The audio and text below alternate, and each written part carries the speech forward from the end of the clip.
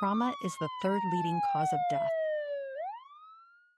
In the first 60 minutes, every decision can make a difference. Welcome to the golden hour. The more delay there is, the higher likelihood of death or long-term consequences. What happens during the golden hour? We still use a paging system, so you get that beep that says level 1 or level 2, and that mobilizes the team. The race to stop bleeding to a rapid assessment, prioritization in treatment, and damage control. Our system has the 9999 page, which is like the doorbuster to the OR, like we're coming right now. We call this damage control laparotomies. In this conversation, trauma surgeon Erin Suydam of Allegheny Health takes you inside the trauma bay. And if you find yourself on the side of the road, in the home, or at the moments before first responders arrive, you'll learn one simple thing you can do to improve someone's chances of surviving the golden hour. Your blood, your health, it's in your hands. Speak up loud, take your stand. A voice can shift the tides of care. Your blood, your health, be aware. Erin, good afternoon. Thanks for joining me today. Hi, it's good to see you. I'm always taken back by how calm your demeanor and how I don't ever picture you as a trauma surgeon. One day, I would love to see you in full practice at Allegheny Health. Generally, we try to keep calm so Yeah. that we're able to deal with all the things that are thrown at us. You practice at a trauma 1 level center, so everything comes to you. Can you take me into the trauma bay and really get me into the experience of when a trauma is coming in? What are you thinking? What's on your mind? And how are you getting your information? We still use a paging system, so you get that beep that says level 1 or level 2, which is really determined by the pre-hospital folks if they feel that it meets criteria or is concerning enough that it should be a level 1. And that mobilizes the team. So as soon as our beepers go off, everyone heads down to the ER to prepare to meet the patient. And there's varying information on that page, but generally it'll say a mechanism, whether it's a motor vehicle collision or a gunshot wound, and hopefully if it is a level 1, why it's a level 1, that they're hypotensive, that they're already giving blood, that the patient's unresponsive, whatever their main concern is that is prompting them to alert us so that we have a little bit of information, but generally we don't have a lot. So, the golden hour, what is it and why is it important? Most of the patients that are in trouble and would be classified as a level 1, a large majority of them will be so because they're bleeding. The way to save them is to stop the bleeding as soon as possible. The first step is to get them to us so that we can do that. They really need to be at the trauma center as soon as possible to get the bleeding to stop and limit any organ damage and long-lasting effects of their traumatic injuries, including death. Are there time frames within the golden hour? We generally advise our pre-hospital staff to we scoop and run, or we want them to try to get the patient to us ASAP. And of course, we appreciate any interventions they're able to do, but we don't want them to delay by doing intubations or IVs or whatever procedures they might be trained to do. We only want them to do that if they can kind of do it on the way without delaying their presentation. So if they can get the patient to us as soon as possible, that's the first step as the clock is ticking. How is your team organized? Who's leading? Who's organizing? How are you communicating? Nationally, the American College of Surgeons has a trauma protocol. We all are trained in, it's called ATLS. You may have heard of BLS or ACLS for life support and CPR. We have our own trauma algorithm, is made up of people that are pretty familiar with the process. But we're going to be recruiting team members to the ER to meet this patient from nursing, respiratory therapy, residents, from the trauma team, from the ER team, the ER staff, myself as the trauma attending, the x-ray tech. So everyone's going to gather and everyone kind of knows what their role is. But it's important to assign roles so that everybody knows what they're going to be in charge of. As far as hemorrhage goes, we're going to have someone in charge of getting vital signs. We're going to have someone in charge of placing large bore IVs. And then we're going to have someone in charge of ultrasound so that we can assess for internal bleeding. And then, of course, the trauma leader is kind of trying to have this overview of figuring out, like, why is this patient in trouble? what is the next step to intervene. As the trauma attending, what is your role? Are you leading and directing, or are you hands-on patient? As needed, usually we're trying to have the overview. We're also trying to teach our trauma chief to be able to lead as well, not step on their toes too much, but also not have delays or any missteps in a teaching situation. But yeah, generally more kind of the overview, making sure that each of those roles is doing their task and that we're gathering this information quickly to figure out what's going on and what the next step needs to be. Is all of this assessment happening all at once, or is there a prioritized assessment? First this, then that, then... Yeah. So the ATLS protocol is kind of the ABCDE, right? So we're assessing the airway, the breathing, the circulation, which is where the bleeding would come in. Are they tachycardic, showing signs of early shock? Are they hypotensive already, showing signs of late shock and significant blood loss? And then we're quickly assessing if they seem to have signs of a significant brain injury, spinal cord injury, with D is for disability, and then we're exposing the patient. A lot of things are going on all at once, but we're trying to gather that information of, is their airway intact? Are they breathing? Do they have a blood pressure? While people are getting IVs, starting the ultrasound. The ABCD is considered the primary survey, so that's kind of the first thing that we do. And then we'll start getting into more of a head-to-toe examination, trying to figure out where obvious injuries may be, as well as that. We rely pretty heavily on the ultrasound to look for internal bleeding. Our assumption is that anyone with hypotension has hemorrhagic shock, and that bleeding is the first thing that's going on that we need to address or rule out before we consider any other form of shock. Has there been any changes that has improved survivability of trauma? I do think that enforcing and as we've become more facile with ultrasound in the trauma bay, we're avoiding more tests and we're recognizing that we need to get the patient to the operating room sooner. If the patient has a positive, it's called a fast exam, it's the ultrasound that we do, which shows that there's internal bleeding in the abdomen. That patient with blood shown in the abdomen and hypotension goes to the OR immediately. Okay. That's the place that you should be. You shouldn't be getting CTs. You shouldn't be worrying about whether they have a head injury. I mean, we are worried about that, but first item of business is save their life, make their bleeding stop. It's just kind of been the reinforcement of time is of the essence and get the bleeding to stop ASAP. When it comes to blood in trauma, we used to refer to our intervention as massive transfusion protocol. And in my center, we're moving more towards a terminology of a massive hemorrhage protocol. Can you explain why we are preferring that new terminology? We've done the same. We've moved to massive hemorrhage protocol. The focus should be on stopping the hemorrhage.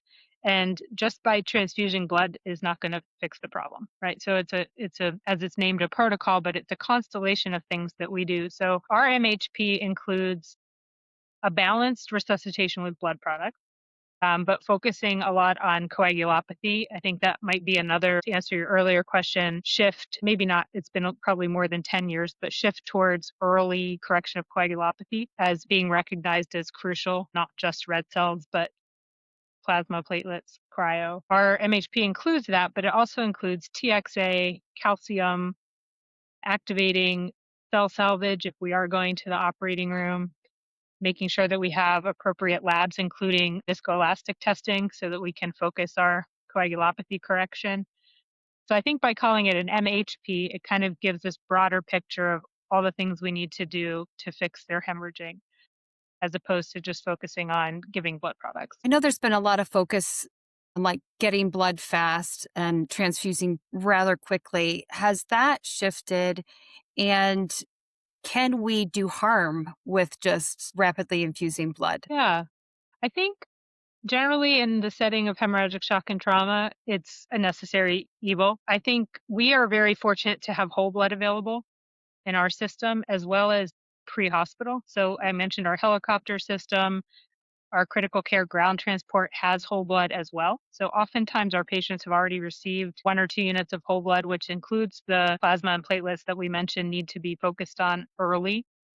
And often they get pre-hospital TXA. So the resuscitation's kind of been started ahead of time. Often part of the reason that time is of the essence is getting the bleeding to stop is that if we can give the patient just the blood products they need and no extra, that's going to do them a world of good in their recovery and their risk of complications. So we certainly do see adverse effects of massive hemorrhage, which are usually going to be cardiopulmonary complications, especially as our patient population gets older and sicker and have cardiopulmonary disease already.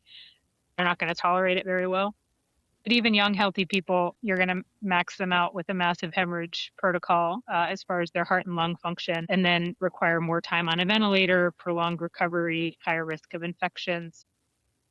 The other concern is like abdominal compartment syndrome from over resuscitation and having kind of too much volume on board there. So definitely complications. Yeah, and that kind of hits the other question I was going to ask too is like, what is balanced resuscitation?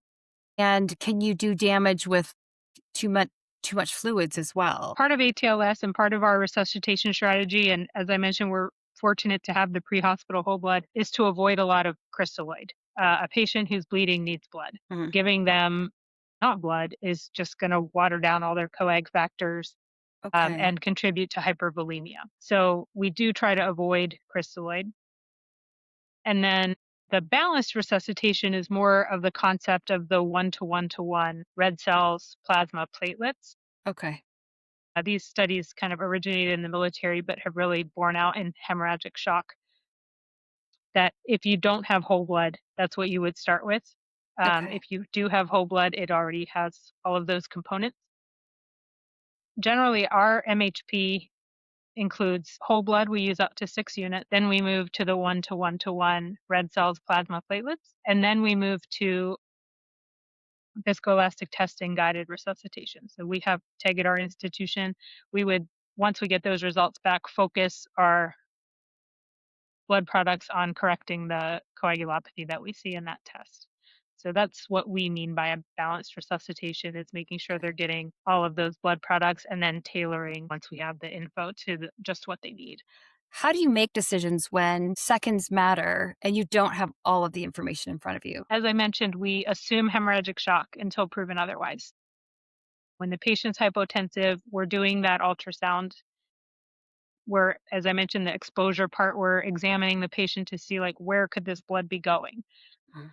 So if we identify a source of hemorrhage, then we immediately act toward controlling that. If some cases it's not hemorrhagic shock, but you really, check and double check and triple check and rule it out to convince yourself that it's not hemorrhagic shock Mhm. before you go down the route of like a neurogenic shock or Okay. maybe non-traumatic problem. Unfortunately, a lot of non-traumatic pathologies end up with a sick person on the floor that nobody knows what Yeah. happened to them. So it could Yeah. be a trauma until proven otherwise. But yeah, as far as acting with little information, we're trying to get as much information as we can. Often we don't maybe know who the patient is, what their medications are, what their wishes are, who their family is, to be able to talk to someone else if they're unable to communicate with us. So we do the best we can, but we try to gather that information again of finding out what's going on, where's the hemorrhage, should I be in the operating room, should I send this patient to interventional radiology, or if we've stabilized the patient or decided that we're less suspicious of hemorrhagic shock, do we proceed to CT scan to get very detailed information? The difference between hemorrhagic shock and neurogenic shock. What is the difference between those two? And then, what does that mean for you as a trauma team? Neurogenic shock will often be associated with bradycardia instead of tachycardia, like hypovolemic or hemorrhagic shock is, but they're all hypotensive. If I'm in the trauma bay with a patient that has an obvious significant head injury with external signs of trauma to the head, and I'm doing my exam from the neck down and I can't find any obvious injuries, I do my ultrasound, I don't see any free fluid, which we would assume is blood. I do the ultrasound again and I still don't see anything. Then I'm starting to think, maybe this is not hemorrhagic shock. Maybe this is from his significant brain injury, in which case taking him to the operating room for an exploratory laparotomy or opening his belly is not going to do him any good. So rely on that ultrasound. And if we're really not finding any reason, no, signs of external bleeding, that they could have been hemorrhagic shock from that, then proceed to the CT scanner to confirm that there's no other injuries, and then figure out how severe their brain injury is and focus on. The other big things you don't want to miss are like a tension pneumothorax or severely collapsed lungs. So that's part of that B in the ABCDs. We're making sure that they have lung sounds on both sides, or we can also assess that with ultrasound to make sure they have lung sliding if they don't have a large pneumothorax causing the problem. Similarly, on ultrasound, we're doing kind of a limited echo and looking at their heart to make sure they don't have like pericardial tamponade that could be causing the problem, or that they don't have like heart failure. But yeah, I would say those are big ones, as well as the severe brain injury or spinal cord injury. You know, part of that assessment is, are they moving their arms and legs? Do they have any sensation or motor? To consider a severe spinal cord injury with paraplegia or quadriplegia, that could definitely contribute to their overall picture. Patient autonomy and patient wishes are important. How do you make decisions for someone when you're not able to speak to them? How do you decide? We do everything we can to save their life, and we kind of have presumed consent in the case where it's an emergency and we don't have time to be searching for their family or searching for their identity even sometimes before we can move on to the next steps.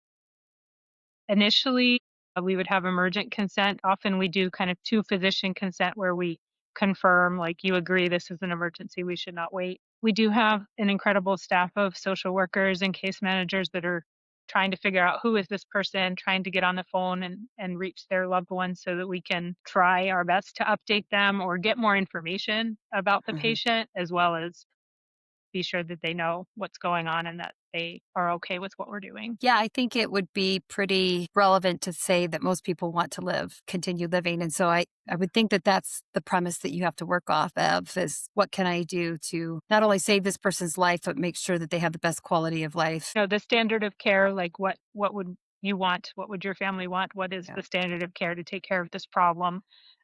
To proceed with that. Is there a place for patient blood management in trauma care? Absolutely. It is not pre-trauma because we don't know you before you show up here. But once you're with us, definitely, we are very cognizant of that.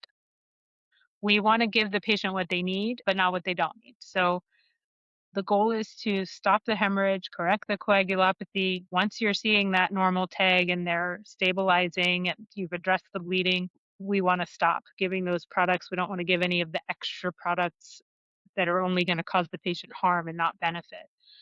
But after all the dust settles and you end up with an anemic patient, and because we try to be more evidence-based and more direct, or I should say precise, with our resuscitations, we accept anemia to about a hemoglobin of 7. Our patients are pretty anemic with a lot of injuries and a lot of road to recovery.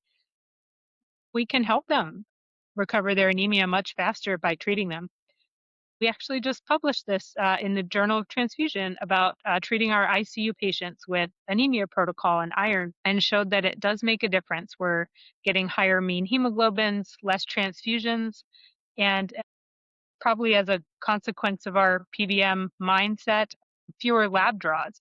Everyone just assumes in the ICU you need labs every day or twice a day, or I'm concerned this patient's bleeding, I'm going to check their hemoglobin every 4 hours. And, you know, we always educate, I promise it will go down if you check it every 4 hours. Yes. Slow the flow, right? Exactly. So, you know, trust ourselves clinically. This patient's in an ICU. They have an incredible nurse. They have all of our ICU staff watching them 24/7. If we're worried that they're bleeding, we will check a CBC, but we're not going to check it every 4 just in case, or, you know, to see what happens type of thing. So definitely thinking about those things in PBM, avoiding iatrogenic anemia and helping them recover their anemia by treating it is going to help them have better outcomes too. When you have to take a patient to surgery, you're a trauma surgeon, so I imagine that you go to surgery. Yeah. Is there a time frame from entry door into the ER to OR that you want them to be in surgery if they need it? Do you have time frames around that golden hour? I mean, if you're doing that fast exam and finding free fluid and having hypotension, you go right away. Our system has kind of the 9999 page, which is like the doorbuster to the OR. Like, we're coming right now, you know, meet us there, please, anesthesia. We'll will go directly from the trauma base. Should be within 10, 15 minutes maximum to get them packed up and upstairs. There is the initial trauma surgery, Mm. and then you wait. Can you explain why that is happening? Yeah. So we call this damage control laparotomies. When the patient has hemorrhagic shock, we want to stop the bleeding and then we want to get the patient stabilized. When you're in the operating room and the patient's hypotensive and getting a ton of blood product, for example, they need to have their spleen removed if the spleen is the source of their hemorrhage. If you also find bowel injury when you do your exploration, that's something that you control. You don't want it spilling in the abdomen, but this is not the time to do a beautiful anastomosis and put them back together and close their abdomen. We can do that another day. So while they're hypotensive or still getting resuscitation, we would just do what's necessary to stop bleeding, stop contamination, and then we would do like a temporary abdominal closure, get them to the ICU where we can get them warm, correct their coagulopathy, kind of stabilize them, and come back another day to finish their surgery. How many days could that span for a patient, or does it differ? It depends on how the patient's doing. Oftentimes it could be the next day. If everything, we've addressed the problem and they stabilize out, we can come back tomorrow and finish up. Sometimes it's 2 to 3 days. As I mentioned, if the patient really gets massive resuscitation, they're likely to be very edematous. So sometimes it gets delayed a bit if it's hard to close their abdomen because of swelling. It may be beneficial to get some of that down and diurese the patient before you close them. Is there anything magical about the golden hour? I mean, I think the more delay there is, the higher likelihood of death or long-term consequences. Does the trauma team need that time to decompress? What happens after a trauma leaves the trauma bay, or you've just walked out of surgery and they're going to ICU? For sure, we definitely need to decompress. I think having a big team with kind of all levels of trainees, always try to be cognizant of, for a medical student, especially if you lose a patient, this might be the first patient that they've seen pass, or the residents that are always nervous. Did I do it right? Did I do the right thing? Did I affect the outcome of this patient? So, but not to say that every level, I mean, myself having done this for a long time, it's not to diminish the experience of losing a patient or having a bad outcome or even just a hairy time that can really shake you. And then you finish something like that and you have to catch up with all the other patients that are waiting for you to address their problems, Right. move from one thing to the next. It's something that I think we're all cognizant of. I think we could always probably do better. Certainly, if there's a loss of a patient, we tend to have like a debrief session, especially with the residents or the med students or maybe earlier trainees, to sit and talk about it for a minute and say, could we have done something different? Oftentimes, if we lose a patient, we do that right away as well with kind of our whole team, the emergency room staff as well, and just say like, can we think of anything else? What went well, what could have gone better. One thing that we're moving toward that we haven't started yet is recording the trauma bay and having that information to go back and review and get kind of a objective maybe opinion and not just your memory of how it went, but to review it and say, oh, I thought that happened faster, or I thought someone was taking care of that, but you can see that nobody is. Like there was a miss there. That will be very interesting once we start that, but I think it'll be a good tool, especially in a learning environment where we have so many trainees, to be able to review. Our institution does have it, and it is a wonderful training tool. It's a wonderful affirming tool that that, hey, this team is doing really well.